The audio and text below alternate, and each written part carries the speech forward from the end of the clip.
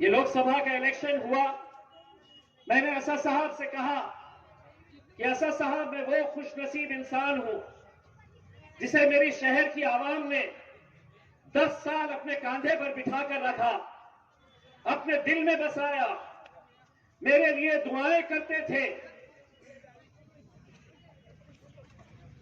मैं अब आगे इलेक्शन नहीं लड़ना चाहता हूं। मैंने कहा असद भाई बहुत लोग हैं, अच्छा काम करते हैं, उन्हें हम बढ़ाएंगे। मैं पूरे महाराष्ट्र का दौरा करके ज्यादा से ज्यादा सीटें चुनकर लेकर आऊंगा। लेकिन असद भाई सुनने के लिए तैयार नहीं थे।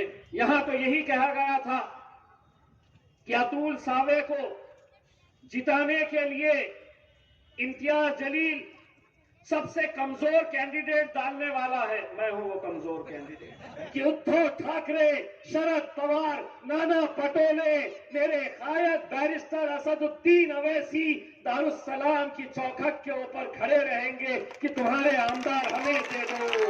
अब ये इलेक्शन ये समझ लो एमएलए का नहीं, तुम्हारा बेटा, तुम्हारा भाई, तुम्हारा दोस्त टॉइंट टॉइंट टॉइंट टॉइंट टॉइंट करके आएगा। जो मुझे हराने में लगे हैं उनके घर के सामने से टॉइंट टॉइंट टॉइंट टॉइंट।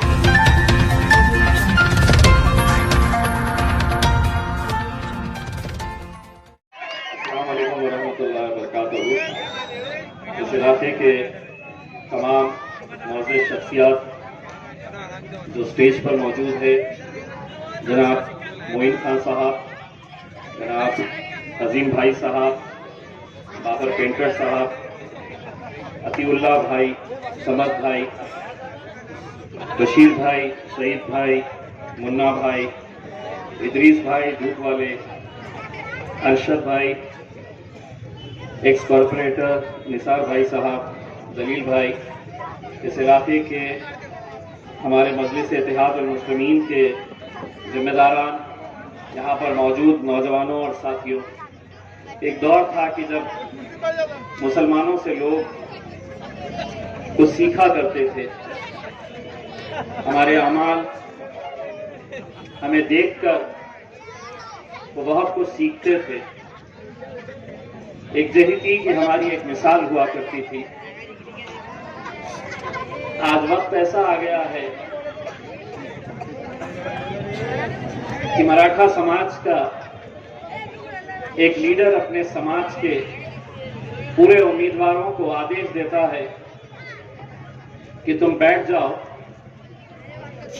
और सौों की तादाद के अंदर पूरे महाराष्ट्र के अंदर जिन मराठा समाज के उम्मीदवारों ने फॉर्म भरा था, वो बिना कुछ सवाल किए पूरे अपने फॉर्म वापस ले लेते थे।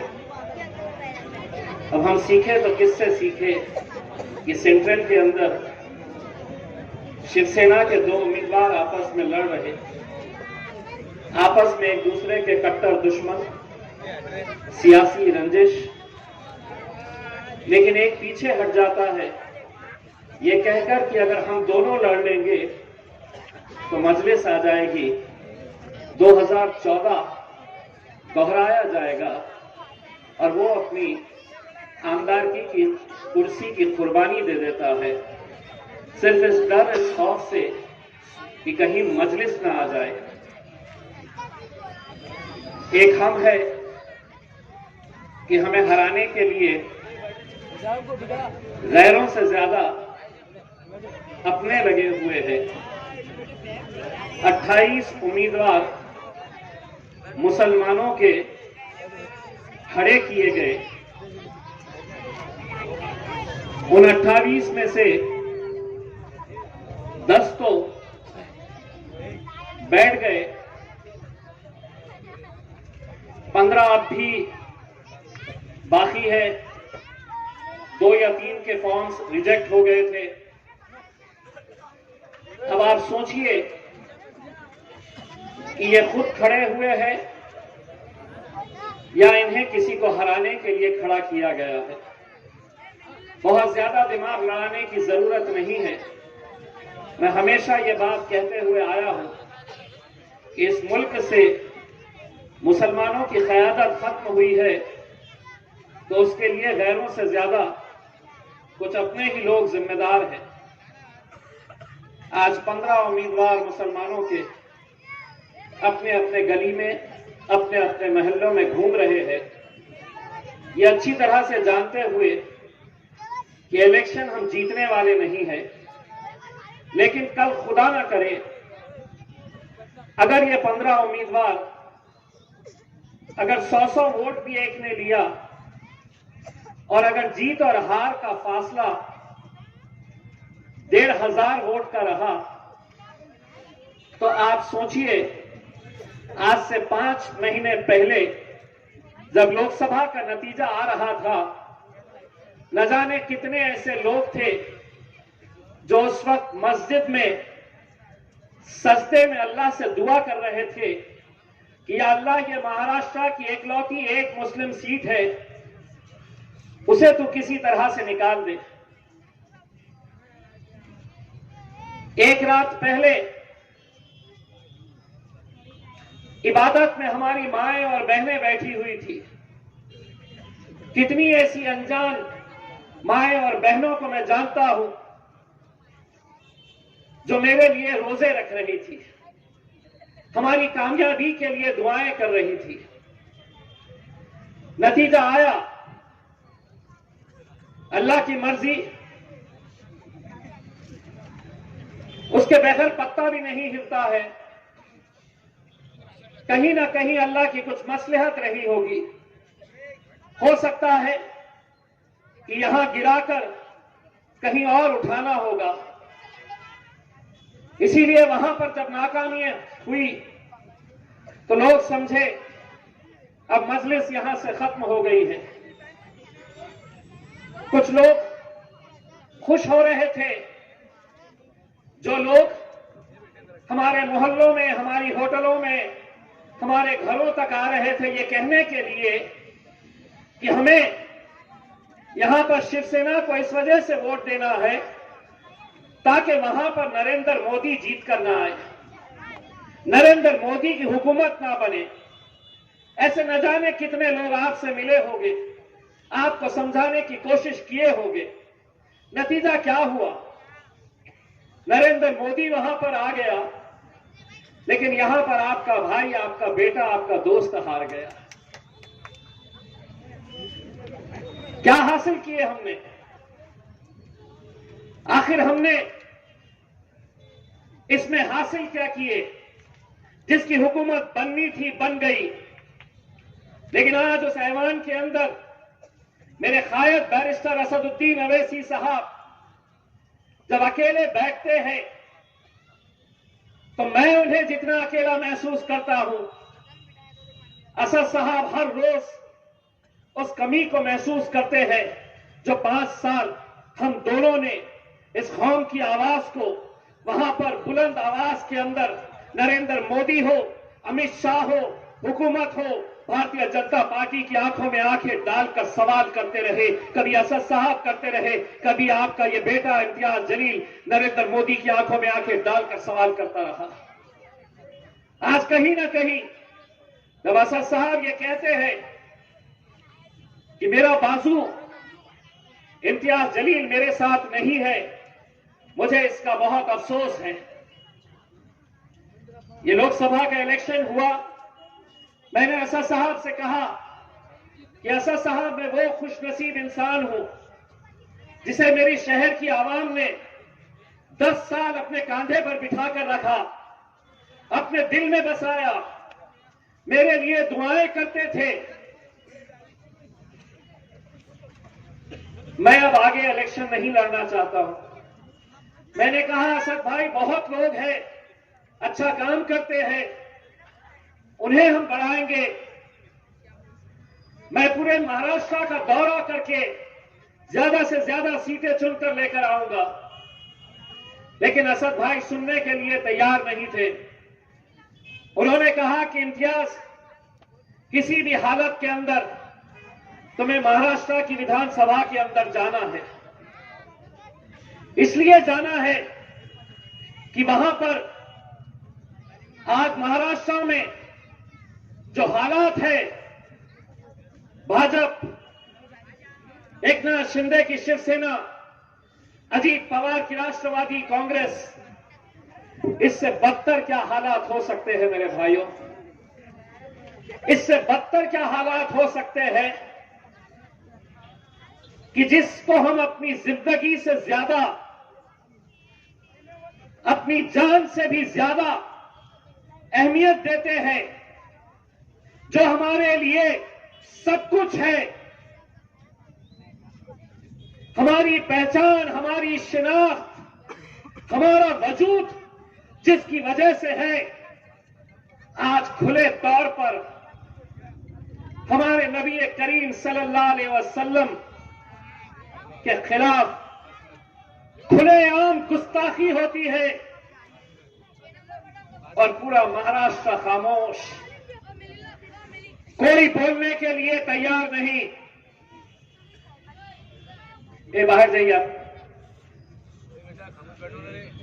कोई बोलने के लिए तैयार नहीं। अल्हम्दुलिल्लाह हम एक आवाज लगाते हैं। लोगों को हाथ जोड़कर मैंने कहा, तमाम सियासी पार्टियों को, किसी का झंडा नहीं रहेगा, किसी का मफलर नहीं रहेगा, कोई पार्टी का बैनर नहीं रहेगा। मैं तुमसे हाथ जोड़ता हूं, कांग्रेस के मुसलमानों, राष्ट्रवादी के मुसलमानों, शिवसेना के मुसलमानों, एक बात बहैसियत मुसलमान इस मुद्दे के ऊपर एक प्लेटफॉर्म के ऊपर आ जाओ। बड़े अफसोस के साथ मेरे भाई, बड़े अफसोस के साथ, जब अजीम और शान रैली मुंबई की तरफ निकली तो इस शहर के हमारे कुछ लोग इस इंतजार में थे कि रैली को कहां पर रोका जा रहा है ताकि इम्तियाज जलील को नीचा दिखाया जा सके, कहां इन्हें गिरफ्तार किया जाता है, कहां इन्हें हिरासत में लिया जाता है। इंतजार कर रहे थे। लेकिन अल्हम्दुलिल्लाह एकजहती की ताकत क्या होती है, उस दिन पूरे महाराष्ट्र के मुसलमानों ने दिखा दिया था और एक पैगाम दिए थे हमने, और वो पैगाम ये था कि ये कौम कोई मुर्दार कौम नहीं है, हम भी जिंदा कौम है, हम भी जिंदा है, हम भी मैदान में उतर सकते हैं, जमहूरियत के अंदर पुरअमन तरीके से हम भी अपना एहतजाज दर्ज करा सकते हैं। मेरे भाइयों, क्या होगा, कैसी कैफियत थी आपकी वो दिन जब नतीजा निकला था लोकसभा का? मैं आज भी सोचता हूं तो मेरे आंख पे कांटे आते हैं। मैंने ऐसे ऐसे नौजवानों को बिलक बिलक कर रोते हुए मेरे घर के सामने देखा। मैंने ऐसे बुजुर्गों को मेरे घर के गेट के पास खड़े रहकर थरथरा रहे, आंख से आंसू टपक रहा,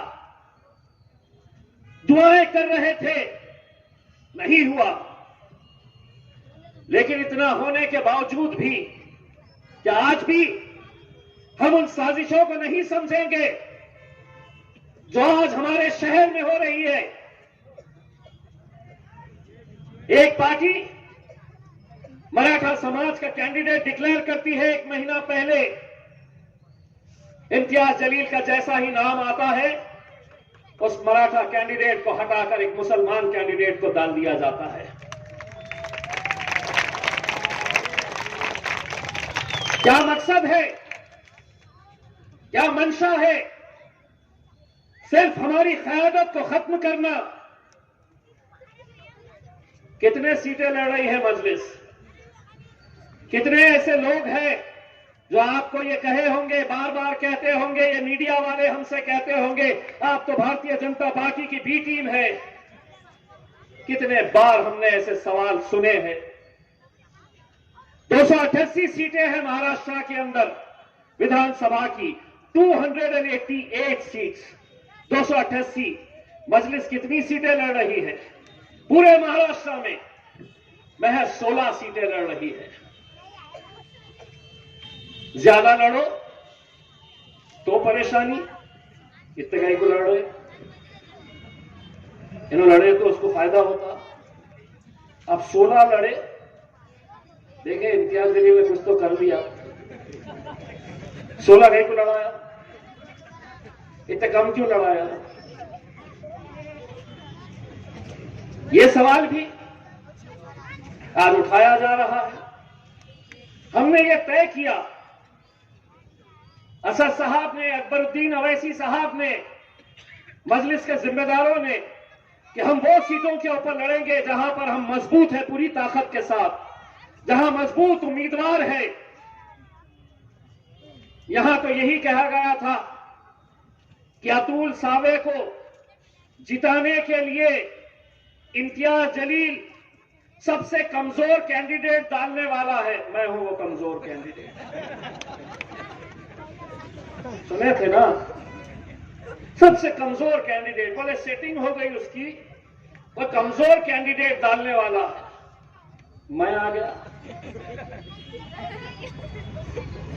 अब मैं कितना कमजोर हूं, आप मुझे कितनी ताकत देते हैं, यह अल्हम्दुलिल्लाह 20 तारीख के दिन पता चलेगा। लेकिन मेरे भाइयों, आज जो हालात है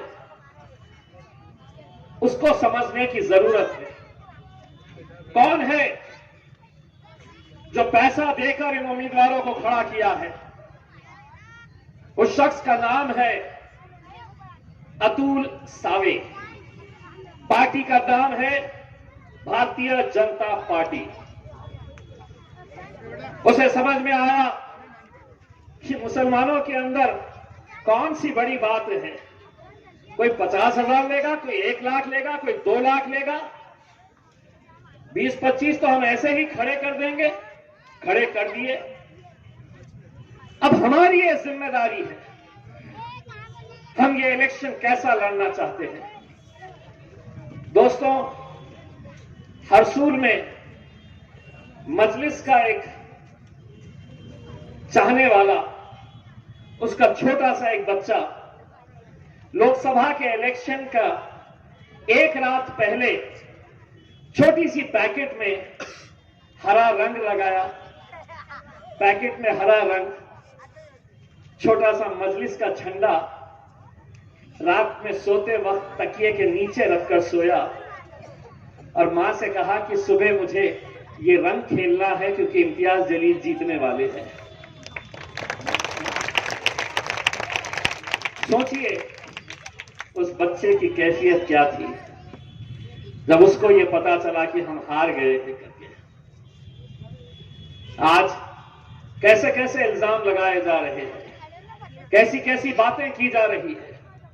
हम नहीं कहेंगे, किसी का कोई जवाब नहीं देंगे। आपको जो कहना है आप कह लीजिएगा। इंशाअल्लाह मेरे शहर की आवाम 20 तारीख के दिन जवाब देगी और 23 तारीख के दिन जश्न मनाएगी।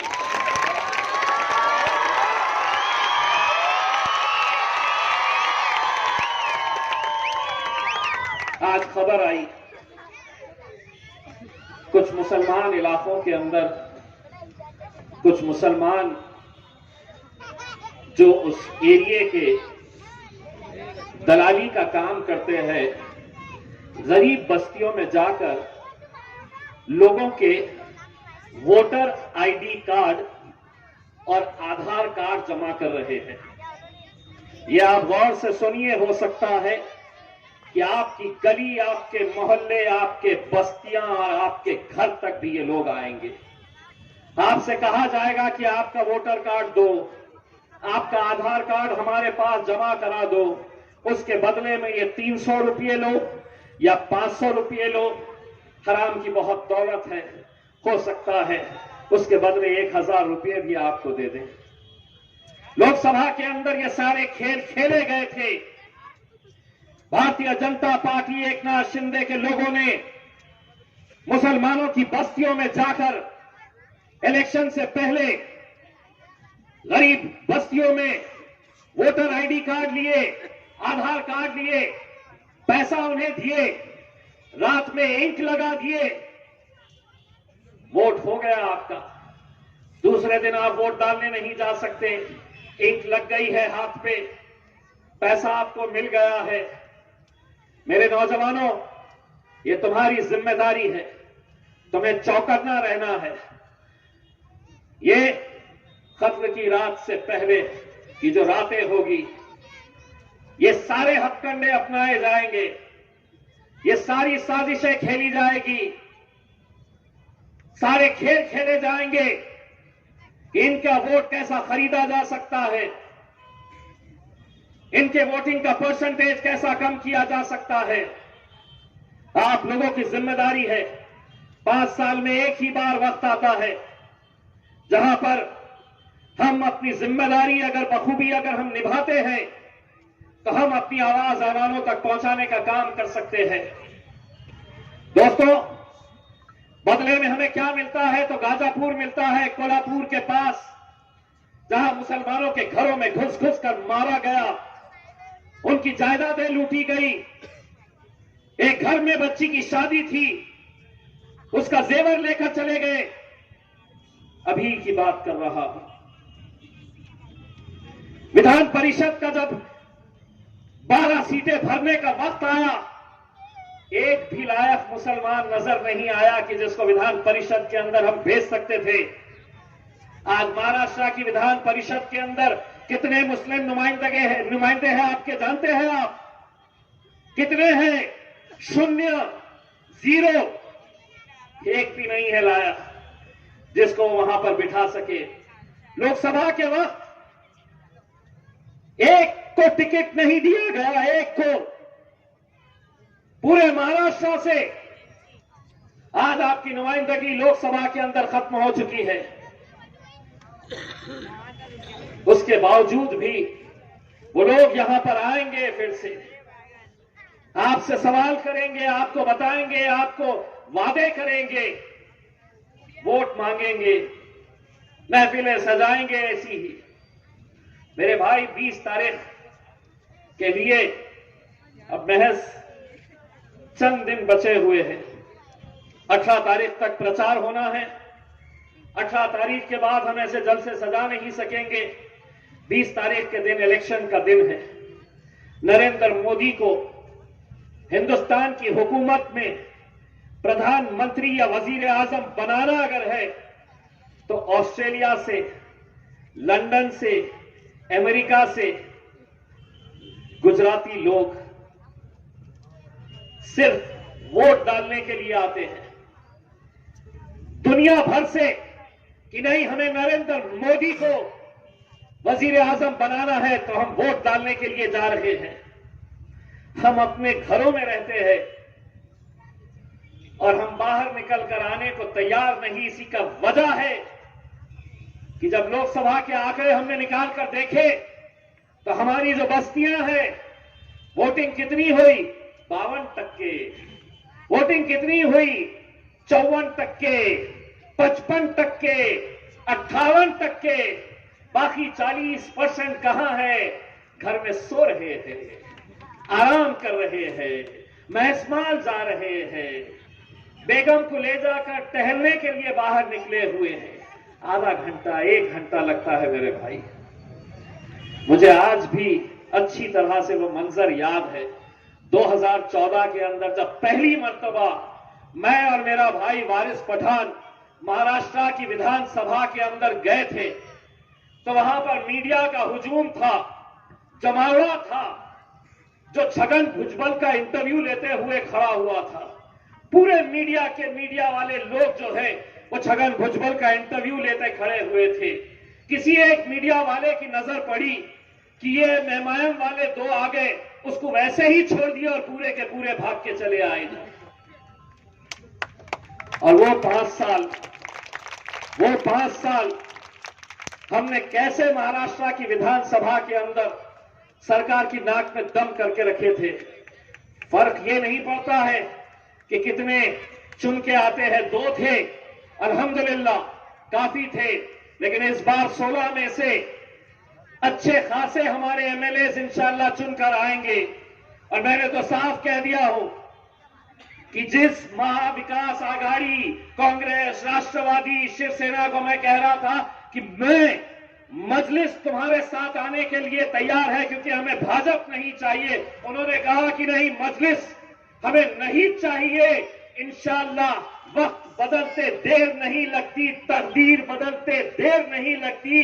23 तारीख के दिन जब नतीजे आएंगे तो इंशाअल्लाह हो सकता है कि उद्धव ठाकरे, शरद पवार, नाना पटोले, मेरे कायद बैरिस्टर असदुद्दीन अवैसी दारुस्सलाम की चौखट के ऊपर खड़े रहेंगे कि तुम्हारे आमदार हमें दे दो।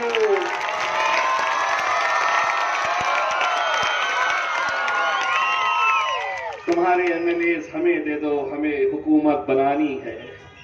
और अल्लाह ने चाहा, कुछ भी हो सकता है मेरे भाई। अपन सिर्फ एमएलए नहीं बनने वाले, फिर अल्लाह ने चाहा तो बनेंगे। डेरा का लाल बत्ती तो बात होगी, सौदेबाजी होगी, फुकट का कुछ नहीं। डेरा सपोर्ट तेरे को, मेरे को कितने मंत्री पद दे रहा ये बोल करके मेरे भाई। अब ये इलेक्शन ये समझ लो एमएलए का नहीं, तुम्हारा बेटा, तुम्हारा भाई, तुम्हारा दोस्त टॉइंट करके आएगा। जो मुझे हराने में लगे हैं उनके घर के सामने से टॉइंट करके जाएगा। मेरे भाई, आप लोगों से अदबन गुजारिश है, 20 तारीख के दिन अपनी जिम्मेदारी को निभाइएगा, किसी के बहकावे में मत आइएगा और मजलिस इत्तेहाद मुस्लिमीन को कामयाब करिएगा। जाते जाते वैसे नारा लगाते जाइए मेरे साथ, नारे तकबीर।